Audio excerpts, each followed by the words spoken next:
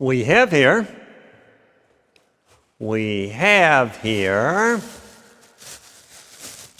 something that may be very familiar.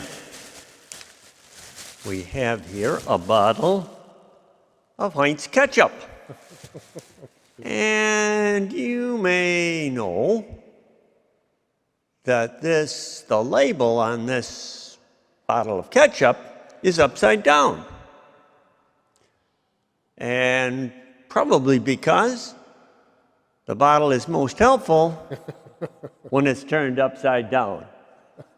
Oh, yeah, I can read about it. Beautiful now, right? Just all ready for that picnic and cookout that you have planned. Well, in a way, our readings tonight kind of turn things upside down for us. Let's take a look. In the first reading, St. Peter finds a group of, non-believers, and yet thinks they already seem to have the Holy Spirit of God in them. Wait a minute now. Peter knew what was going on. He knew the plan. First of all, he preaches a message, then they're baptized, and then comes the Holy Spirit. Turned it upside down. The Holy Spirit was already there in them. God was at work. And in a way, Peter kind of realized, by things turned upside down, that God is at work and God is in charge. God will decide when the Holy Spirit comes. It reminds me a little bit of an encounter of a good friend of mine, Father Peter Major, friend of Father Niels and all of us. And Peter, near where he lives on the north side, found a group of Burmese Catholics that had been in Burma. And actually, they were practicing their faith very well. But they wanted a Mass in Burmese just to make sure they stayed together and they found strength as they lived in this new and very different land. Well, Father Major had been a missionary in foreign lands all his priesthood, and he knew just what to do. He knew that God was at work, and he was just there to help. Just like St. Peter learned. He's there just to help. God is at work. And in our gospel tonight, Jesus, in a way, turns things upside down for us. He says in his commandment simply, love one another. Love one another as I have loved you. Love one another as I have loved you. Well, it can kind of turn things upside down for us, because I think most of the time we make the mistake of thinking that we have to do all the loving. We think that we have to do all the work. We have to do the loving.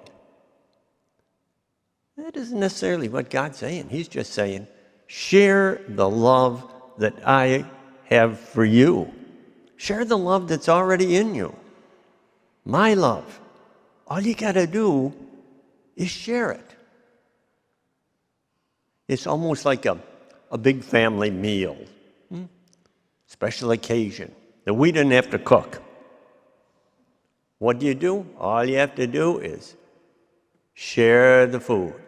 Take what you need, pass it along. All we have to do is share God's love that's in us. Maybe an example will help. Roy is a man well known to most of us that are in the southwest area of our parish. And Roy does, I safely say, he has a drinking problem. And he can be a handful at times. Take it from me, take my word on it, it can be tough. But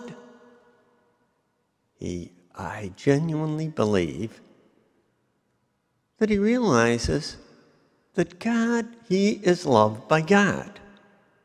He is loved by God. He tells me, I never hurt anybody. And I never steal. And he gets very upset when he sees other people doing that around him. And one of his favorite expressions is, never give up on the people you love most. Never give up on the people you love most. And in his own very different way, I think he's living out that message of sharing the love that God has for him.